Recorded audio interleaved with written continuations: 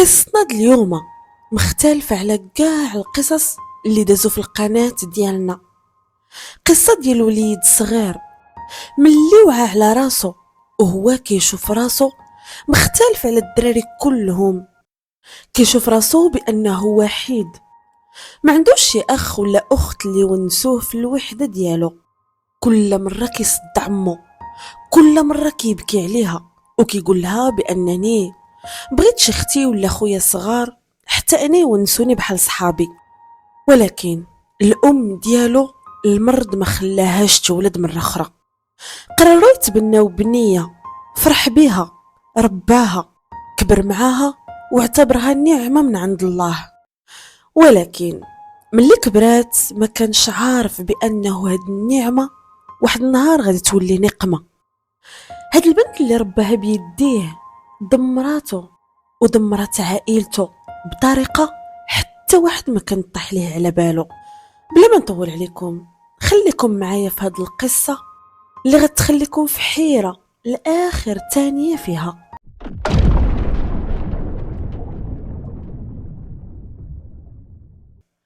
السلام عليكم، كي دايرين؟ نتمنى تكونوا كاملين بخير وعلى خير. رجعت لكم اليوم بحياتي حكاية. نتمنى ديروا اشتراك على القناة وتفعلوا الجرس باش يوصلكم اي جديد حطيت لكم على القناة. وإلا كنتم موجودين بقاو معايا باش تاخدوا عبرة من حكايتنا د اليوم.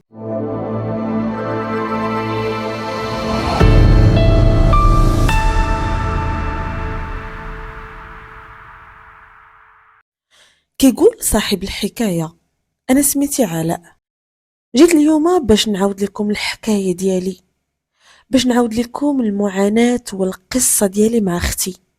أنا اللي جبتها عنا للدار. بطبيعة الحال أختي بالتبني، ماشي أختي شقيقة.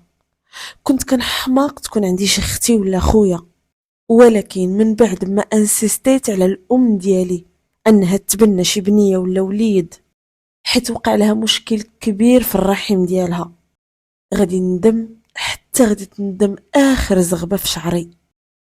اختي اللي كنت كنتمنى تكون عندي غادي تدمر لي حياتي وحياة والديا. المهم بلا ما نطول عليكم، انا سميتي علاء، تزاديت وكبرت في عائله متوسطه الحال. متوسطة الحال كتعني أنهم ماشي من الأغنياء، وكل شي الحمد لله كان موفر عندنا. كنا ساكنين في فيلا صغيرة ديالنا. الأب ديالي طبيب جراح والأم ديالي طبيبة ديال السنان. بابا كان كيحماق على ماما، كانوا معارفين ملي كانوا صغار. ماما دازو عليها ظروف خايبين في حياتها. باها ما كانش خلاها تقرا، كان خرجها من البكالوريا ديالها، وكانت واحد البنت اللي كتقرا مزيان. مجرد انه شاف عليها غلط بسيط غادي يخرجها وغادي يحرمها من الحلم ديالها انها تكون طبيبه ديال السنان. ملي غادي تخرج من القرايه غادي تجلس في الدار، غادي دير تقريبا مده ديال 6 سنين. من بعد ملي بابا غادي يتخرج غادي يمشي عندها، غادي يخطبها من الدار.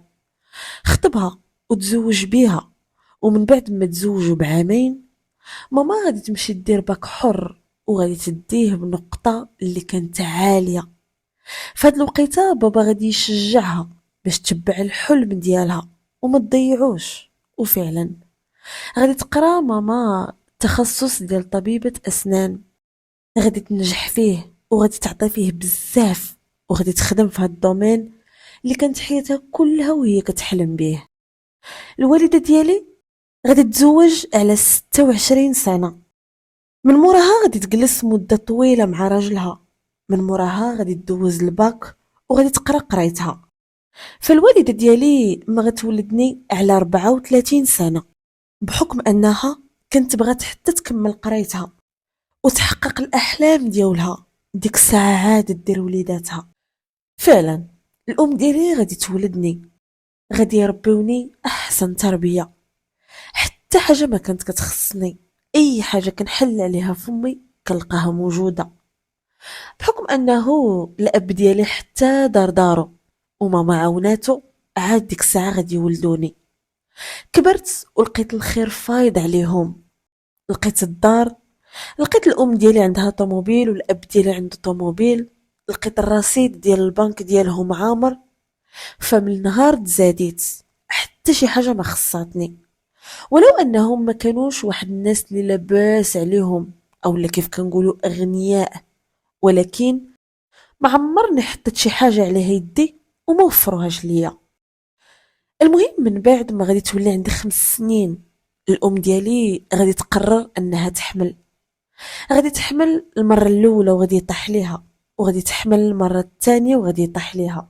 ملي غادي تمشي تشوف وتقلب التحاليل علاش كيطيحوا ليها الدراري، غادي تعرف بانه فيها المرض الخبيث في الرحم ديالها. بطبيعه الحال في الاول ما كانوا عليها حتى شي اعراض، حيت ما كانش كيبان عليها. ولكن من بعد من بداو كيطيحوا ليها وليداتها، غادي تمشي وغادي دير التحاليل، حيت الاطباء ديالها غادي يشكوا في شي حاجه. الوالده ديالي غادي دير استئصال للرحم ديالها. فهاد الوقيته ما عمرها بقات غادي تولد. بكات واكتئبات، ولكن في الاخر غادي ترضى بالامر الواقع. قالت مع راسها الحمد لله ملي ربي رزقني هاد الوليد وما جانيش المرض الخبيث وانا باقي ما ولدتش. الوالده ديالي رضات بحكم الله وحتى الاب ديالي. ولكن انا نهار غادي ندير 7 سنين او 8 سنين، بديت كنسول الوالده ديالي علاش انا ما عنديش خويا، علاش ما عنديش اختي، علاش ما تولدي ليا شي وليد. بطبيعه الحال انا ما كنفهمش في داكشي اللي كان عندها اولا في المرض اللي كان عندها. كنت باقي صغير وما عارفش بانه الام ديالي يستحيل انها تولد. فهكا كل مره كانت الام ديالي كتفهمني، ولدي انا راه مريضه، ما نقدرش نولد ليك، فما تعولش من هنا لقدام تكون عندك شي اختك ولا اخوك. ما نكذبش عليكم، كان عندي واحد صاحبي عنده 2 ديال خوتو. كنت كنمشي كنلعب معاه وكنت كنشوف واحد العلاقه بيناتهم كانت زوينه بزاف. واحد العلاقه كانت حلوه، كنت كنشوف فيها البراءه. واحد كيعاون واحد، واحد كيعطي لواحد، كيتجمعوا كاملين. الا شي حد براني ضرب اختهم الصغيره او حقر على خوهم الوسطاني. المهم عقل الصغر وشنو كان كيقول لي ديك الوقيته. فوق ما كنت كنمشي لعندهم اولا كنجلس معاهم اولا كنلعب معاهم، كنجي ديك العشيه وكندير لماما الطياره في راسها.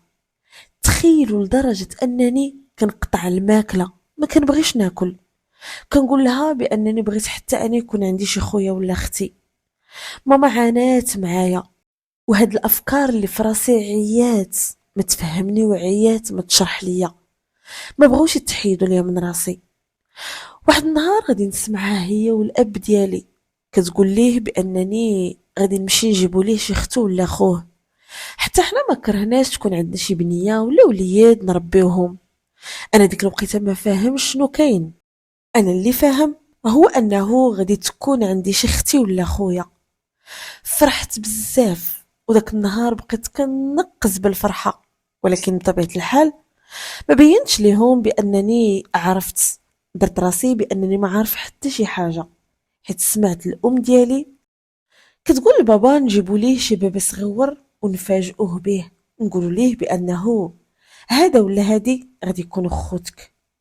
فعلا انا كنعاس وكنفيق وكنتسنى بفارغ الصبر انت غادي يجيبوا لي داك الوليد الصغير او ديك البنيته الصغيره يكونوا خوتي. ما عنديش مشكل واش دري ولا بنت، المهم عندي هو انه ما نبقاش بوحدي وما نحسش براسي كاين بوحدي. ووقت ما بغيت نلعب نلقى اختي ولا خويا حدايا، ما نتسناش حتى نمشي لعند صاحبي ونلعب معاه ومع خوتو. فعلا من بعد الهضره اللي سمعت بشهرين وانا كنت نتسنى بفارغ الصبر. ما بغيتش نقول لماما وبابا باش ما نحرق لهمش المفاجاه ديالهم. وفي نفس الوقت كل ليله كنبكي وكنطلب ربي يا ربي تكون عندي شي اختي ولا خويا. كي قلت لكم من بعد شهرين ملي سمعت الخبر، واحد النهار غادي نكون جالس ما بيا ما عليا في الجرده كنلعب، حتى غتبان ليا ماما داخله وهزه واحد الطريبيه في يديها. بقيت كنقز للسما من كثرة الفرحه اللي كنت فرحان. مشيت كنجري لعند الام ديالي، شديت من عند هذيك الطريبيه وجلست في الارض. بقيت كنشوف فيها، ومجرد الملامح ديالها عرفت بانها بنت.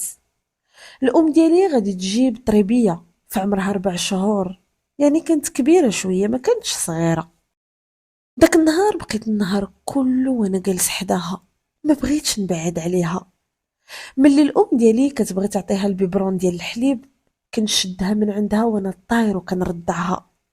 انا اللي كنت كنبدل ليها لي كوش، انا اللي كنت كنلعب معاها، انا اللي كنت كنعسها، وانا اللي كنت حاضيها في الصغيره وفي الكبيره.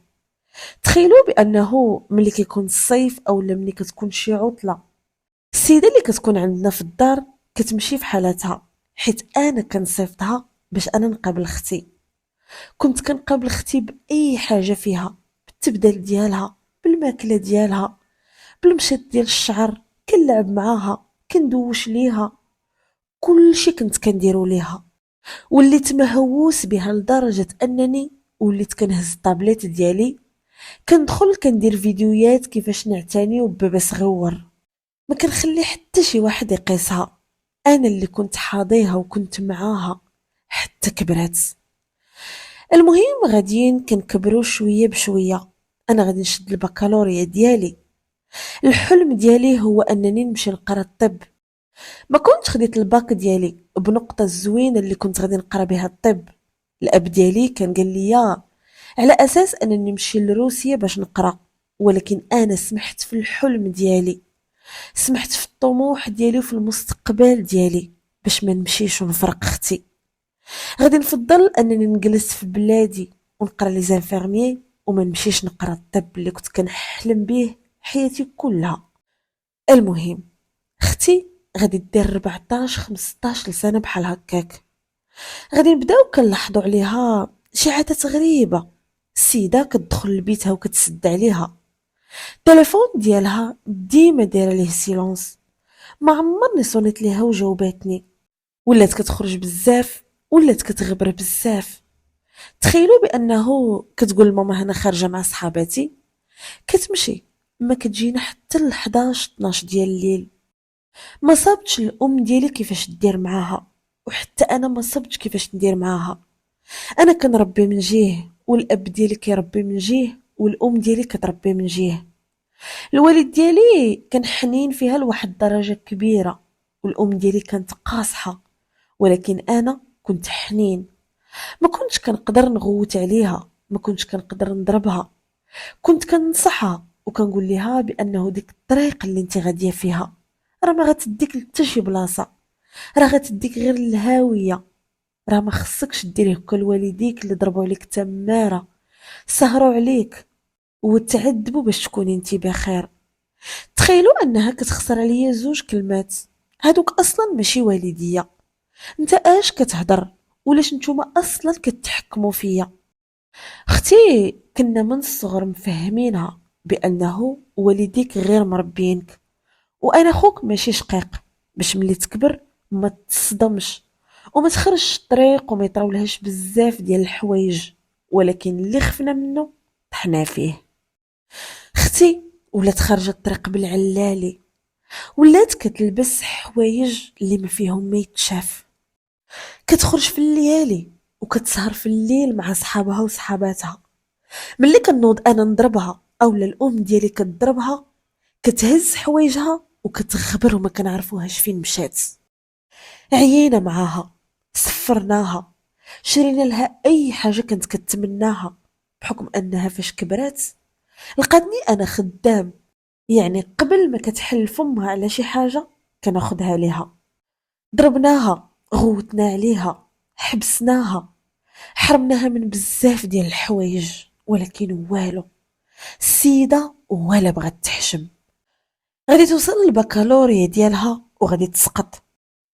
الوالد ديالي غادي يجيب لها اساتذه حتى للدار بزبال ديال الفلوس، على اساس انها تولي تقرا مزيان وتاخد البكالوريا ديالها وتطلع من هاد الوسخ اللي هي راها فيه. ولكن السيده والو، قرات الباك الاول، قرات الثاني، قرات الثالث. السيده كل عام كتدوبل، وكل عام كنخسروا عليها زباله ديال الفلوس باش تنجح. ولكن هي اللي ما بغاتش. من بعد ملي غادي تسقط 3 د المرات في البكالوريا ديالها، غادي تحط الكارطاب ديالها وغادي تجلس في الدار. بابا غادي يخرج فيها عينيه وغادي يقول لها بغيتي تقراي، هاد العام الاخر ليك، ما بغيتيش تقراي وما نجحتيش غادي تجلسي في الدار. داكشي اللي كان، ما غاديش تنجح وغادي تجلس في الدار وغادي تحط الشكاره ديالها. في هاد الوقيته الاب ديالي ولا حابسها في الدار، حيت بطبيعه الحال ما بقاش عندها باش دير السبه.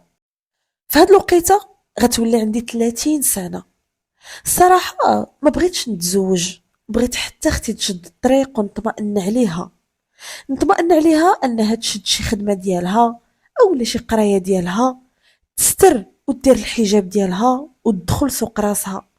عاد ديك الساعه نفكر في حياتي، ولكن ملي بانت ليا درت 20 سنه، 21 22، ما بغاتش تدخل سوق راسها.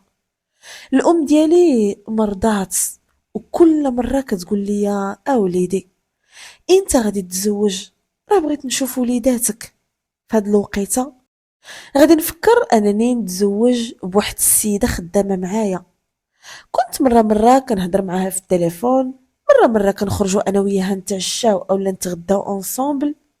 صراحه كانت كتعجبني بزاف، ولكن ما عمرني جبت معاها شي موضوع او لا وعدتها بشي حاجه، حيت كنت كنحس بانها حتى هي كتبادلني نفس الشعور. هي اللي كانت كدير المبادره باش تهضر معايا، هي اللي كانت كدير المبادره باش تعرض عليا. انا عارف بانني كنعجبها وحتى انا كتعجبني، ولكن ما كنتش عارف امتى اختي غادي دير عقلها وامتى انا غادي يكتب ليا باش نتزوج. ملي الام ديالي حكرت عليا واحد العام وحكرت عليا بزاف، غنفكر انني نتزوج. واحد النهار غادي نكونوا جالسين انا وياها عادي بحال كاع النهارات، حتى غادي نجبد معاها الموضوع. المهم جبدت معاها الموضوع ديال الزواج، كيفاش كتبغي الراجل يكون، عاودت لها كيفاش كنبغي انا المراه تكون في دارها، كيفاش تتعامل مع الناس، كيفاش تتعامل مع راجلها. المهم تعمقنا في الموضوع مزيان، وعرفت بانه عقليتها زوينه، وداك الشيء كاع اللي كنت كنتمناه لقيته فيها. في هاد الوقيته وانا باقي كنهضر معاها، غادي نفاجئها بانها كتعجبني وبغيت نتزوج بها. السيده بلا ما تردد غادي توافق وفي البلاصه. المهم غادي نهضر معاها في التفاصيل، غادي نحددوا النهار انا وياها اللي غادي نجيو عندها للدار. فعلا مشينا تقدينا، شرينا كاع داكشي اللي غير خصنا نديوه وكبرنا بيهم. مشينا عندها للدار، لقيناهم ناس الله يعمرها دار. خطبتها وحددنا الموعد ديال الخطبه وديال العرس. كل شي داز بخير وعلى خير، كل شي داز ميسر. ما حسيتش نهائيا بالوقت كيفاش داز، بحال الا غمضت عيني وحليتها لقيت راسي مزوج بها. تزوجت بها وجبتها عندنا للدار. الام ديالي فرحت بها، الاب ديالي كذلك، وعشنا انا وياها بخير، ما خصنا حتى شي حاجه. لقيت انها واحد البنت اللي حنينه وظريفه، حيت كيقول لك واخا تعاشر الواحد شحال ما عشرتيه، نهار غادي تجمع انت وياه في دار وحده عاد غادي تعرف الطينه ديالو كيفاش دايره.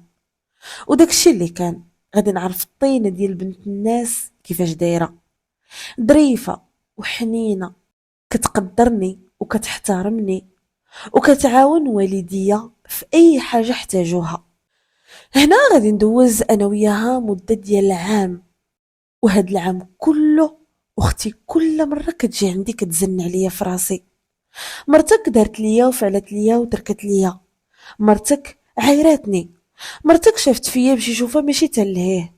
انا كنقول مع راسي ياك ما اختي غارت منها، ياك ما عجبهاش الحال حيت تزوجت، حيت بطبيعه الحال انا اللي مربيها، فغادي تجيها صعيبه انها تجي مرا واحده اخرى وتدي ليها خوها. تفهمتها، وكنحاول كل مره انني نلقى الحل الوسط.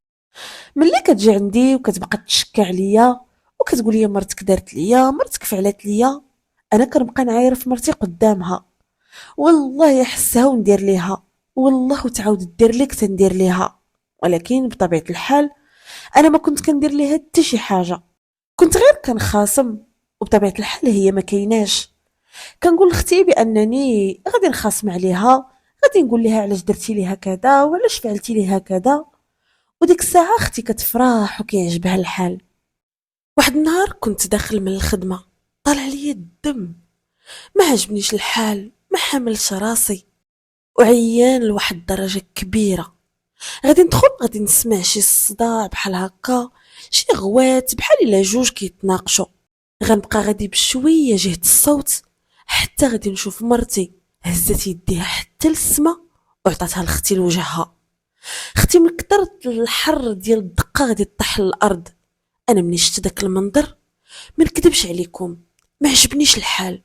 غادي نمشي كنجري عند مرتي وغادي نعاود لها نفس الدقة. ضربتها بطرشة حتى طيحتها للأرض. وديك الطيحة اللي غادي تطيح غادي تطيح على واحد الطبلة كانت كلها زاج وغادي تهرس ديك الطبلة. ما وعيتش على راسي حتى لقيت الأرض كلها دمايات ومرتي سخفانة في الأرض. اختي شادة وجهها وكتبكي. شوية ملي غادي تضربني التوقيدة غادي نهز مرتي وغادي نمشي كنجري بها للسبيطار.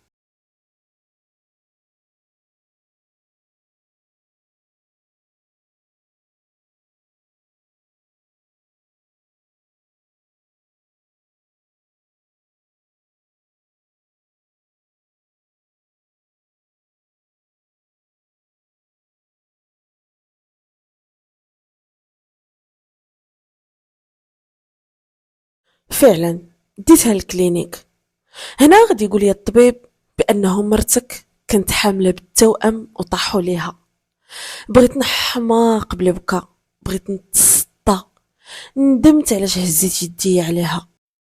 غادي تعيط على والديها، غادي يجيو لعندها، غادي يحبسوني في الباب وغادي يقول لي باها شوف نقول لك ولدي بنتي ملي غادي تولي شويه بخير غادي توصلك الورقه ديال الطلاق ديالك، وما تعرف بنتي ما تعرفك من هنا لقدام. خرجت من الكلينيك وانا كل ندم، مهبط راسي للارض وكنبكي. ما عرفتش شنو طرا ليا حتى ضربتها. كان عليا نسمع، كان عليا نشوف شنو المشكل اللي بيناتهم، حيت انا عارف مرتي ما غتلحقش وتمد يديها، وعارف اختي بانها قبيحه ولسانها سليط وما كتوقر حتى شي واحد ما كتخليه في حاله. مشيت للدار عند ميمتي، حطيت راسي عند ركبتها، حيت ما قلت لكمش بانه الام ديالي من كثرة الاعصاب اللي عصباتها اختي النص ديالها غادي تشلل وغادي تجلس في القنت، بزز باش كتهدر وبزز باش كتاكل، وولات حالتها حاله.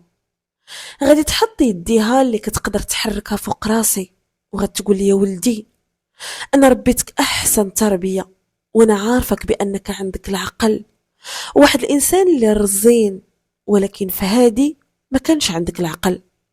غادي ندور عندها وغادي نقول لها ميمتي واش سمعتي شي حاجه؟ غتقول لي ولدي سمعت بانه اختك مشات عند مرتك وبقات كتغوت عليها، كتقول لها انت السبب اللي خويا ما بقاش كيشوف فيا، انت السبب اللي خويا ما بقاش كيدور معايا، ما بقاش كيجلس معايا، ما بقاش كينصحني، ما بقيتش كنشوفو نهائيا. مرتك ولدي غادي تقول لها سير اختي عافاك بدل ساعه بخرى راني جيت من الخدمه عيانه. هي غادي تبدا تعاير فيها بالكلام الطايح، غتبدا تتهمها في الشرف ديالها وفي العرض ديالها، وغتبقى تقول لها بانه الا جا خويا غنقول ليه بانني شفتك مع فلان، دخلتي معاه للدار ودرتي معاه كذا ودرتي معاه كذا. اولا نسخر شي واحد يجي حتى لعندك ونعيط لخويا ونقول ليه شوف مرتك واقفه مع واحد. قالت لي ميمتي شوف ولدي انت راه ما سمعتيش كل شيء وما شفتيش الكارثه اللي اختك قالتها لمرتك. داكشي باش مرتك باش تسكت اختك غتهز يديها حتى للسما وغادي تصرفقها. الوالده ديالي بزز باش نطقات لي هاد الحروف وبزز باش عاودت لي شنو كاين، وحتى انا بزز باش فهمتها. انا عارف بانه اختي دارت شي حاجه لمرتي، ولكن ما كنتش متوقع الكارثه اللي دارت ليها. ما كنتش ضان بان اختي مسمومه حتى لهاد الدرجه، وبانها دمرات حياه والديا، وحتى دابا غادي وكتدمر ليا حياتي. وياه شحال خايب الاحساس ديال الندم، وداك الاحساس ديال انك تدفع حياتك وتدفع اموال الدنيا باش ترجع ولو لقطه صغيره درتي فيها شي حوايج ما كانش عليك ديرهم. غادي ندوز ديك الليله مع ميمتي، الغد ليه غادي نمشي للكلينيك، غادي نلقى مرتي يلاه كتفيق، طحت ليها على رجليها وبقيت كنبوسهم ليها. غادي تدور وجهها وما غتشوفش فيا نهائيا. وهنا غادي نفهم انها ما بغاتنيش نكون حداها في ديك الوقيته. هزيت راسي مشيت بحالتي لدارنا، وليت كل نهار كنمشي عندها وكنطلب منها السماحه. مرتي ما بقاتش كيفاش كانت، ولات بحال شي شبح، ما عندهاش الملامح نهائيا، وبحال الا ما فيهاش الروح. ولات مراتي جسد بلا روح. فين هي ديك الحيويه وداك النشاط اللي كان في عينيها؟ وفين هو داك الامل وديك الابتسامه الزوينه اللي كانت فيها الوقت كله وهي مصدومه وكتشوف غير في الفراغ؟ في هاد الوقيته وانا مشغول مع مرتي، انا كل مره كنمشي عندها نطلب منها السماحه، الام ديالي غادي توفى. جاتني دقه مورا دقه، مازال ما كنوضش من وحده حتى كتجيني الاخرى وكتطيحني. ونهار الام ديالي غادي توفى، اختي غادي تفيق على راسها، ولكن نهار غادي تفيق غادي يكون فات الفوت. الوالده ديالي توفات، وكل نهار كنمشي عند مرتي نطلب منها السماحه، وكل نهار كتجي عندي اختي 10 المرات في النهار كتطلب مني السماحه. طلبت السماحه من الاب ديالي، سمح ليها، ورجعت العلاقه ديالها هي وياه كيف ما كانت قبل. واخا انه ما بقاش كيبغيها بابا في حال الاول، ولكن ولا كيعاملها مزيان. دار ليها واحد المشروع صغير اللي تطور فيه من راسها، وكل مره كتجي لعندي وكتقول لي بانها ندمان على اي حاجه دارتها من قبل. تخيلوا انه من بعد عامين ديال المحاولات وانا كنطلب السماحه من مرتي، واخيرا غادي تسمح ليا، الجرح ديالها غادي يبرى. وكل مره كتدفع الورقه ديال الطلاق كنرفض باش نمشي للمحكمه باش نطلق منها. مرتي كنحماق عليها وما كنشوفش راسي بلا بيها، وبعد معاناه كبيره غادي ترجع ليا، وغادي نرجعوا المياه المجاري ديالها. انا حاليا في عمر 40 سنه، عندي وليد وبنيه، ساكن مع الاب ديالي اللي تقاعد وجلس في الدار، والاخت ديالي باقه بالمشروع ديالها، تزوجات حتى هي ودارت وليداتها. واي حاجه دازت من الماضي كنقولوها وكنضحكوا عليها. وهذه هي كانت القصه ديالي، وهذه هي الحكايه ديال علاء. نتمنى تخليو ليه الاراء ديالكم وتعاليق زوينه بحالكم، واللي عندها شي قصه ولا حكايه ولا مشكل وبغات الاراء ديال الناس تواصل معايا في النمرة الواتساب اللي غنخليها لكم الفوق. والسلام عليكم ورحمة الله.